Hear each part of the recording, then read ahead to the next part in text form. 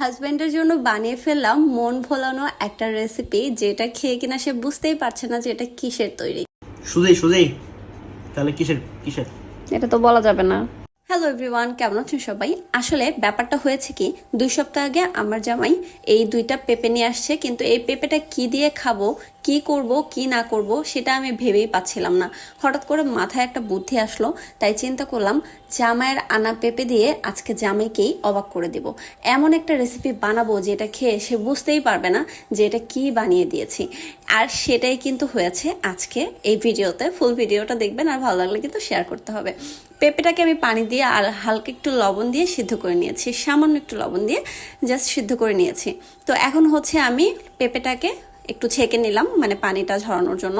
হাতে একটা ভালো মতো ছেঁকাও খাইছি, ওই যে পাকনামি করে গরম গরম ঢালতে গিয়ে আর কি যা হয়। তো পেঁপেটাকে আমি হচ্ছে ফ্যানের নিচে রাখছিলাম, এটা একটু ঠান্ডা হয়েছে। দেন চলে আসছি ব্লেন্ড করতে। ব্লেন্ডারে দেওয়ার সময় আমি খুব ভয়ে ভয়ে থাকি যে কোন দিক দিয়ে না পড়ে যায়। তো যাই হোক, খুব সাবধানে আমি এটা দিছি। এখন এটাকে সুন্দর করে আমি ব্লেন্ড করে নিব। ব্লেন্ডটা হতে হবে একদম মিহি পেস্ট।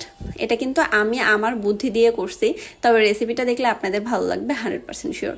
জামাইকে অবাক তো করতে পারছি, এটাই হচ্ছে সবচেয়ে বড় কথা। তো আমি হচ্ছে একটা প্যানের মধ্যে দিয়ে দিছি ঘি। কেউ চাইলে তেলও দিতে পারেন, ব্যাপার না। তো এখানে হচ্ছে গরম মশলাগুলো হচ্ছে 2-3 মিনিট ভেজে নিলাম, তারপরে হচ্ছে সেই পেঁপের পেস্টটা দিয়ে দিছি। দেখতে কি কিউট লাগতেছে! পেঁপেটাকে দেখে আমার মনে হচ্ছে এই পেঁপেটা এই মুহূর্তেই খাওয়া যাবে, মনেই হচ্ছে না যে এটা পেঁপে। আমি একটু নেড়েচেড়ে ভেজে পানিটাকে শুকায় নিছি, পানিটাকে শুকাইতে হবে। তারপরে যেটা করব, এখানে দিয়ে দিচ্ছি পরিমাণ অনুযায়ী চিনি। মিষ্টিটা আমি একদমই কম খাই, আমার জামাই বেশি খায়। সামান্য একটু লবণও দিয়ে দিলাম। আমি এখানে মিষ্টিটা বেশিই দিয়ে ফেলছি। মিষ্টি আমার কাছে যত কম হয় তত ভালো মিষ্টি জিনিসে, আর আমার জামাই হচ্ছে ঠিক তার উল্টো। তো পেঁপেটাকে কিন্তু চিনির সাথে একটু ভেজে নিয়ে আমি এখানে ফুড কালার ব্যবহার করলাম, একদম সবুজ একটা কালার, যেটা হচ্ছে পেঁপের কালার। দেখেই তো আমার কাছে ভীষণ কিউট লাগছে, কি সুন্দর একটা কালার আসছে, তাই না? পেঁপেটাকে আমি একটু নেড়েচেড়ে ভেজে নিয়েছি। তারপর এখানে দিয়ে দিলাম 50 টাকা প্যাকেটের 1 প্যাকেট গুঁড়া দুধ। আমি পুরোটাই দিছি, আমার কথা হচ্ছে এটা মজা হইতে হবে, এটা হলো কথা। তো এখানে হচ্ছে 2টা পেঁপের জন্য 50 টাকার 1 প্যাকেট গুঁড়া দুধ আপনারা দিবেন, তাহলে কিন্তু বেস্ট টেস্টটা পাবেন। তো আমি কিন্তু ঢাকনা দিয়ে দিয়ে এটা করতেছিলাম, মানে নাড়াচাড়ার কাজটা ঢাকনা দিয়ে দিয়ে করব, নয়তো হাত একদম পুড়ে ফোসকা পড়ে যাবে। তো নাড়াচাড়া করতে করতে কিন্তু প্যানের গা থেকে এটা কিন্তু উঠে উঠে আসবে, ঠিক ওই পর্যায়ে আমি এটাকে নামায় নেব। তো এখানে নিয়ে আসছি, এখানে নিয়ে এসে একটা বাটির মধ্যে এটা ঢেলে নিচ্ছি, ফ্যানটাকে ছেড়ে দিব। এটা এখন ঠান্ডা হইতে থাক।